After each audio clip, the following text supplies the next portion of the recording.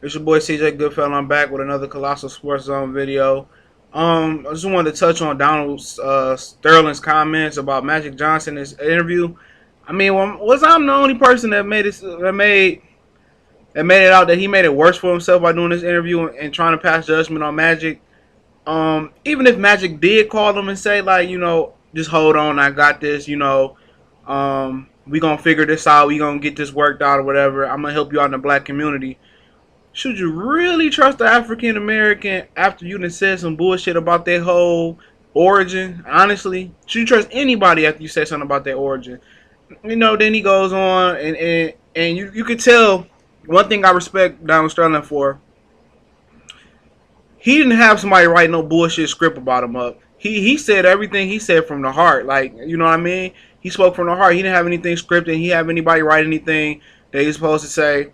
So he came out with the honest truth. It was just like him doing the tape all over again. He came out, spoke from his heart, said how he felt about Magic, how's paraphrasing, but he said how is he a good role model, and he has HIV. He was going around the world banging every girl around. And, that was the word about Magic. He was a ladies' man back in the day. That's back in the 80s and 70s when HIV really wasn't prevalent. But it still doesn't make it right. And of course, Magic Johnson, he might not be wasn't the model citizen back then, but I mean, it's not about Magic Johnson. It's about Donald Sterling in the comments that you made, and you put Magic Johnson's name at the forefront of this whole situation. But my total reaction from the interview was it was honest.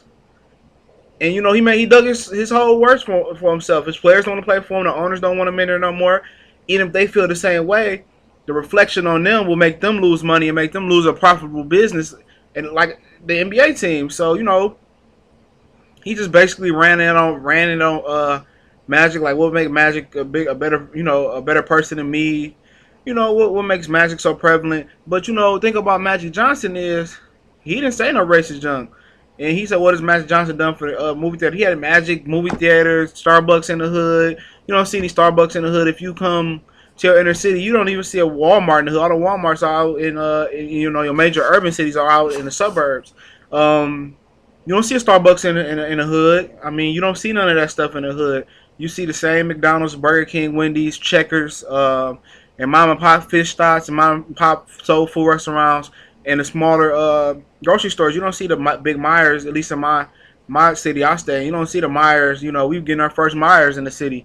Usually they're right outside the city in the suburbs. So, Magic Johnson, he's putting movie theaters in the neighborhoods, and he building black businesses where black people can get a job and work in their own city. So, I mean, he's doing plenty much. He's doing what he can. And of course, he's filling his pockets because that's the name of the game. It's a business. If it doesn't make dollars, then it don't make sense. So, I mean, but as far as Donald Sterling goes, he made it seem worse.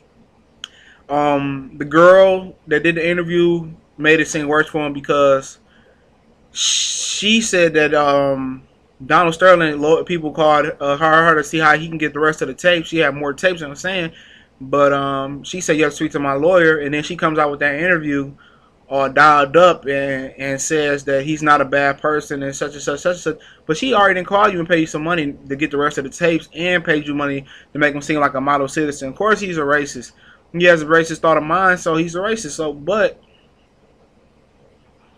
in all fair game, I mean, he's an older guy. He's getting ready to go. He got to sell his team. His wife doesn't want to sell the team. She wants to take full share and keep her share of the team, but she got to let it go. You got the last man's last name.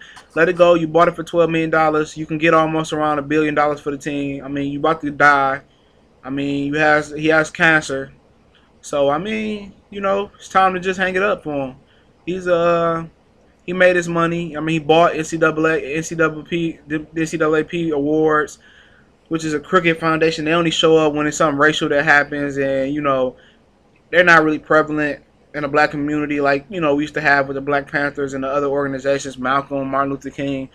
They're no help to black people like that anymore. But man, definitely let me know how you feel about Donald Sterling's interview, man. It was kind of interesting, but I feel like it came from the heart. He spoke the truth. It wasn't scripted, but he didn't hurt himself. He didn't help himself, and he hurt himself by trying to slander Magic's name.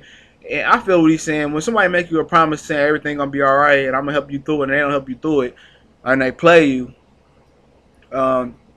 You know, I've been through that a few times. It's kind of hard to deal with. But did you really expect the African American person to help you after you put them on front and said you don't want them at their basketball games? I'll leave it at that. This your boy CJ Goodfella with Colossal Boxing Talk. Man, we gone. Bye.